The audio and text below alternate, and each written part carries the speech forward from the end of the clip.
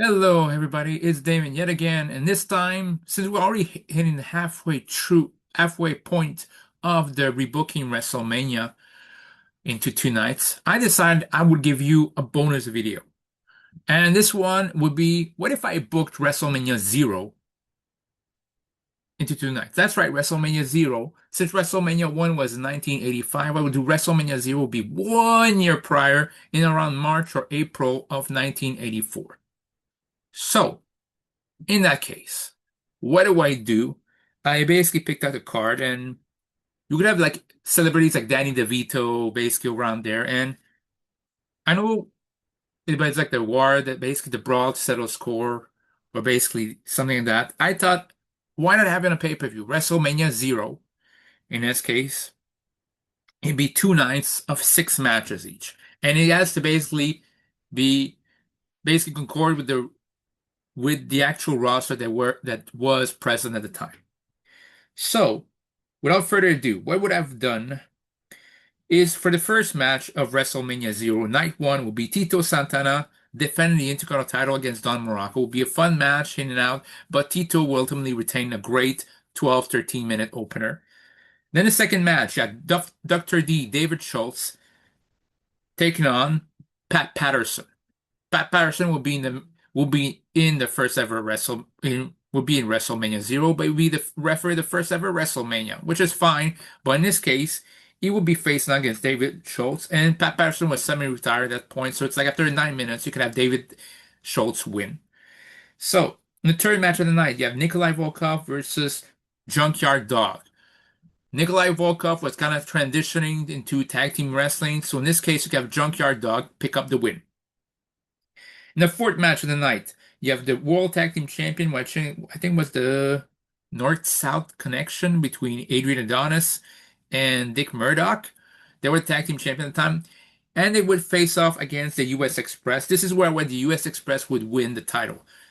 I don't remember. I remember it was in '84 they won the tag team titles anyway, so you would have them basically winning a big time event, and that's where I would have them win in to I would have them hand the reign of Adrian Adonis and Dick Murdoch right there for the US Express to win the tag team titles. In the penultimate match of night one, you have Andre the Giant take on Kamala.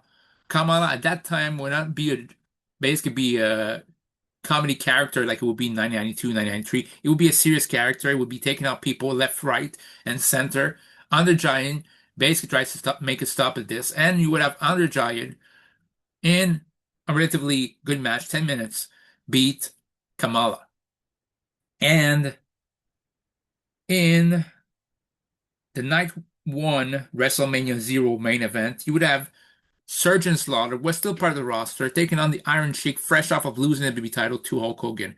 These two had a great feud. Like, go look back. Sergeant Slaughter and Iron Sheik had a great feud. And it was capped off with a boot camp match. And people who forgot that Sergeant Slaughter was a very good wrestler should watch the Sergeant Slaughter versus Pat Patterson boot camp match. That was very brutal, that was nasty, and it was great. And in this case, it'd be similar to this. That's what basically would be a brutal affair as the main event of night one. And in this case, unlike the Patterson Slaughter match, Slaughter would actually win the boot camp match by beating Iron Sheik. And probably would beat him up basically by taking his boot, basically busting open the Iron Sheik, and Iron Sheik wouldn't tap out. Basically, it would be something that basically gets beaten up so much that basically it ends with uh, Sergeant Slaughter going to the top rope with his boot, hitting the Iron Sheik, and pinning him 1, 2, 3. That's how night one of WrestleMania Zero would end. Now, night two of WrestleMania Zero, you would have S.D. Jones and Salvatore Bellomo.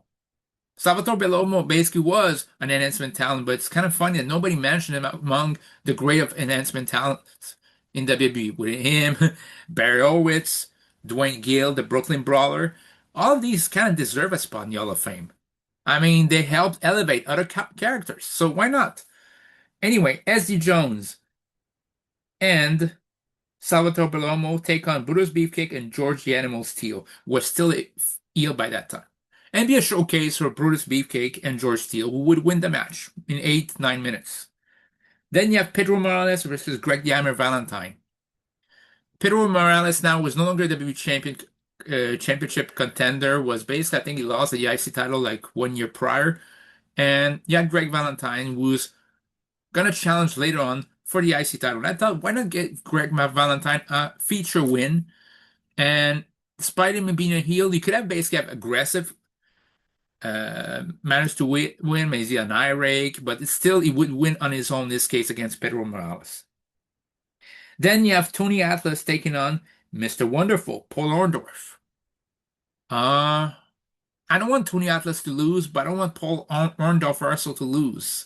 So what I've a compromise, I would have Tony Atlas win by DQ. The only DQ that I would have that night, because I would have basically Paul Orndorff being so aggressive, basically, and end up cheating when Tony Atlas is about to pick him up for the Gorilla Press Slam.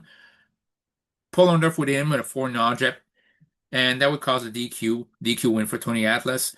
You could have Paul Orndorff pile driver referee. He wouldn't pile drive Tony Atlas because when he tries to pile drive Tony Atlas, it would clothesline out of the ring, and that's how basically after 12 minutes, Tony Atlas won up victorious. Then you have Superfly Jimmy Snuka against Roddy Piper, and honestly, I have Roddy Piper win. He could win via controversy, and I would have him win in a way that would be played off in the WrestleMania 8 finish. He would try the super. He would try basically Superfly would try Superfly splash. He basically Roddy Piper lifts up his boot. He would it basically would try to hit the sleeper,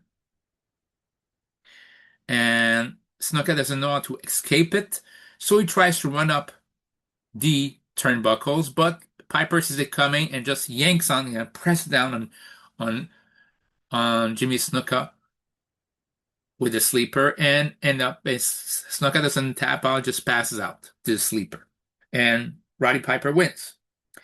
In the penultimate match for the women's title, you have Fabulous Moolah taking on defending against the Wendy Richter, and this is when Wendy Richter ends the long reign of Fabulous Moolah. And after 14 minutes, so she wins the title with Cyndi Lauper by her side. And finally, in the main event of WrestleMania 0, you would have Hulk Hogan defend the title against Big John Studd. It initially starts as a body slam challenge with Hogan wins, and eventually Hogan's win the match fair and square. Usual Hogan stuff. So the Hogan up, 3 right hands, big boot leg drop, and after 12 minutes, Hogan wins.